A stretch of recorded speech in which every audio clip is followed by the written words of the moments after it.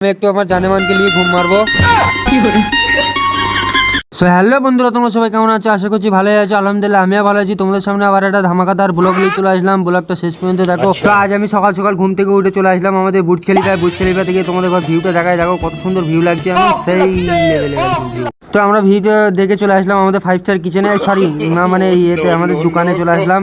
তো সকাল সকাল এসে ওকে এখন লাঠি পিটি চান টান করিয়ে তো ওকে এখন চকচকে ঝকঝকে পাড়া করে ফেললাম ওকে এখন। তো দোকান ফোন খুলে দিয়ে আমি চলে আসলাম আমার ইঞ্জিনে মোবিল দিতে, না মানে চা খাবো হালকা করে, চাটা খেয়ে চলে যাবো। তো আমি খাওয়া দাওয়া করে আমি দোকানে চলে এলাম। দোকানে এসে দেখছি গুন্ডা ভাই এখানে স্কুল যাবে বলে পয়সা নিতে চলে এলো এখানে। তো গুন্ডা ভাইকে 30 টাকা দিয়ে দিলাম, 10 টাকা প্লেন ভাড়া দেবে আর 20 টাকা খাবার কিনে খাবে। তো তোমাদের সাথে বকতে বকতেই আমার পেটের ভেতরে ইঁদুর দৌড়াতে লেগে গেছে। ওই জন্য ছোট রানকে বললাম একটু এসে বস, আমি একটু হালকা করে সেটে দিয়ে আসি, এই সরি মানে খাবার খেয়ে আসি। তো খাওয়া দাওয়া কমপ্লিট হয়ে গেলে আমি একটু ছোট রানকে দিয়ে যাবো, নানি বাড়িতে যাবে। তো এই দেখো আমাদের 3 লাখ টাকা লাগে কেটিএমটা পার্কিং করা আছে, এগুলি বেরোবে এবার। তো আমাদের 3 লাখ টাকা লাগে কেটিএম থেকে আমি ছোট রান দিয়ে বেরিয়ে পড়লাম। তো ছোট রানকেও নানি বাড়িতে নামিয়ে দিলাম। ও কেমন স্টাইলে হেঁটে যাচ্ছে দেখো একবার। তো ওকে নামিয়ে দিয়ে চলে আসলাম আমি একটু আমার কালবা বন্ধুর সাথে দেখা করতে, দেখি ও কোথায় আছে। আর এই তো মালটা এখানেই ছিল। তো তোমরা যদি কেউ একে বিয়ে করতে চাও তাহলে কমেন্টে এসে বলে যাও। তো আমি বাড়ি চলে আসলাম, বাড়ি এসে গা হাত পা ধুয়ে চকচকে হয়ে গেলাম মেয়ে দেখতে যাবো বলে, সরি ভাত খেতে যাবো বলে। তো আজ আমাদের বাড়িতে বিরিয়ানি করেছে, চলো বিরিয়ানিটাকে সেটে দিই। তো আমার খাওয়া দাওয়া কমপ্লিট হয়ে গেল, আমি একটু আমার জানেমানকে নিয়ে ঘুম মারবো।